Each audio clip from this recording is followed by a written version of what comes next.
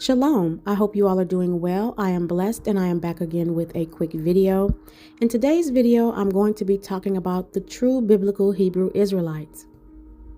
Now, after this video, I'll probably lose some subscribers because so many people do not want to believe that the true Hebrew Israelites are the so-called black people and we share the same characteristics. A nation of people share the same culture. And a culture is the shared characteristics of a group of people, which encompasses their shared appearance, place of birth, religion, language, food, social behaviors, arts and literature, music, etc. But there's one important thing that people tend to forget, and that is because you share the same skin color does not make you the same nationality. But when it comes to the so-called black people, the true biblical Hebrew Israelites, all those facts completely go out the window. According to the world, the appearance of the true Hebrew Israelites doesn't matter. So-called black people can look like every nation of people except the way the Most High said He made us to look. So what does the Bible say about the image of the Hebrew Israelites and the indigenous people of this world? And Elohim said, "Let us make man in our image, after our likeness." So Elohim created man in his own image. In the image of Elohim created he him. Male and female created he them. So if Yah created the indigenous people of the earth in his image, let's see how he looked. Revelations 1:14 and 15. His head and his hairs were white like wool, as white as snow, and his eyes were as a flame of fire. What other race of people do you know have woolly hair? Africans have woolly hair, but we know that they're the descendants of Ham. So this only leaves the so-called black people who are the true Hebrew Israelites and the descendants of Shem. And verse 15 goes on to say, "And his feet like unto fine brass, as if they burned in a furnace, and his voice as the sound of many waters." Brown is the color of the Creator, and all of his indigenous children share his complexion. Contrary to what we've been taught by schools and religions, the Most High is brown like us and not pale. The proof of this statement derives from where humanity first started. When Yah created Adam, He created him from the dirt of the earth. This dirt was located in what they now call Africa, where the color of all dirt is brown. According to the Bible, the father and the mother of humanity is Adam and Eve. Since the dirt that Adam was formed from is brown, then his skin would have been brown. And if Adam was brown, then the woman who came from his rib must have been brown too. People of color are the only people in the world created in the image of Yahuwah. Everyone else is a genetic mutation. Believe it or not, this is why we are the most hated people on this earth.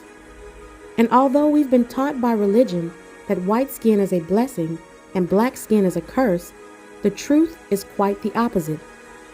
Historically, having melanated skin has always been a blessing, and having pale skin has always been a curse.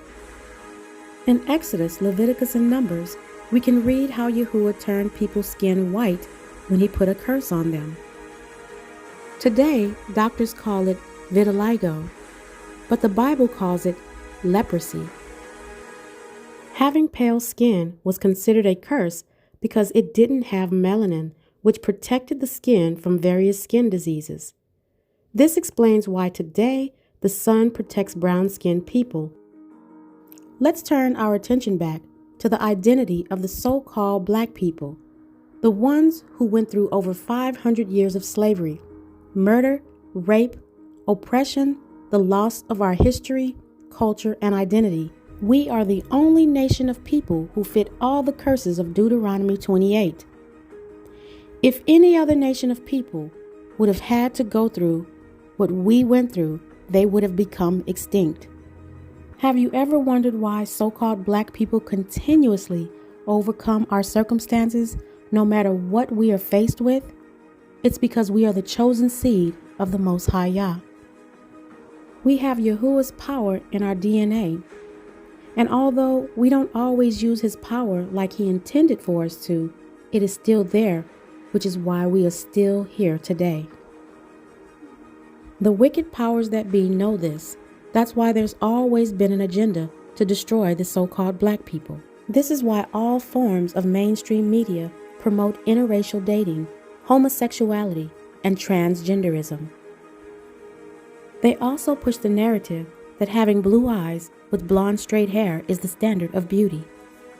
The result of the media's overly excessive promotion of white women being the standard of beauty, it has planted roots inside the minds of black people to see white people as beauty and our own people as ugly. And this is why black men date white women and black women date white men, because they've been socialized to think that white skin and blonde or straight hair looks better than brown skin and locks. As a result, many black women wear blonde or straight-haired wigs to look more like Europeans because they want to please their black men who think their natural hair looks ugly.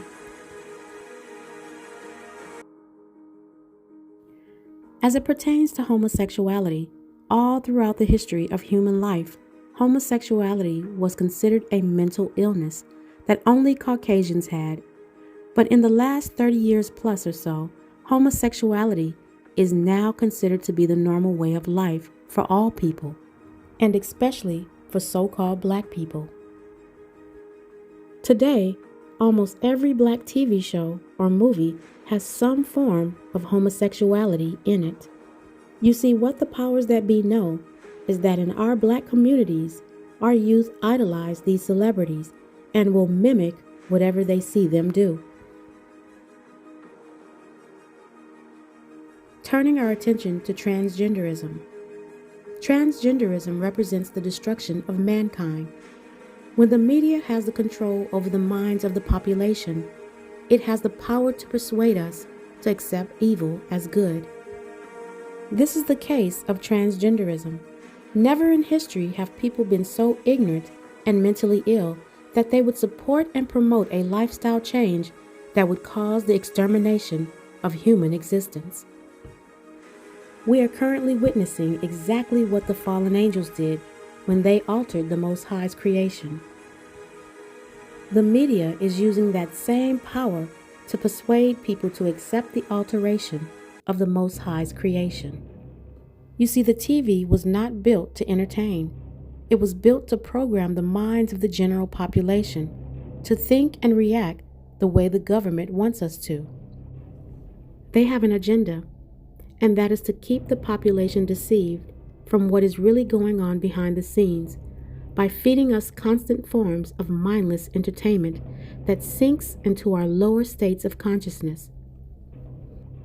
So they continue to keep everyone asleep. Meanwhile, the end of this age is upon us. Yahuwah's prophecies are coming to pass, and the so-called black people, who are the true Hebrew Israelites, are experiencing a great awakening. Many of us are returning to our Elohim, to our culture, getting back to his laws, statutes, and commandments, our holy feast days and Shabbats. You see, all the other nations have formed a confederate and made an agreement to keep Yahuwah's chosen people in captivity and oppressed.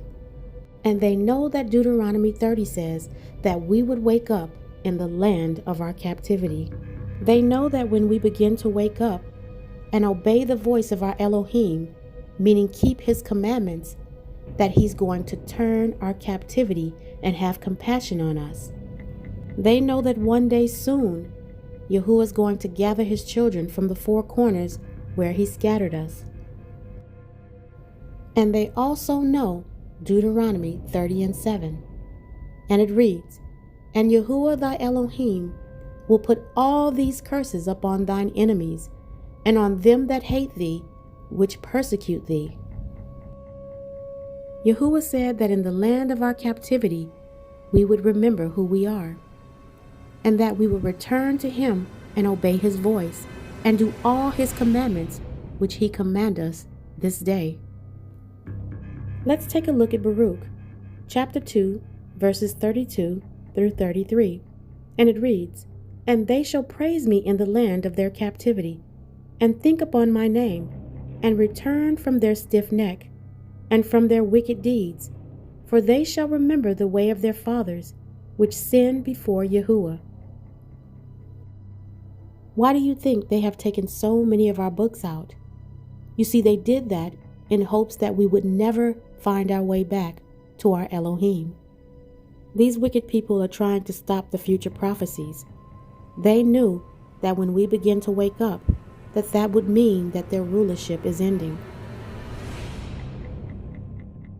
So-called black people are the true biblical Hebrew Israelites.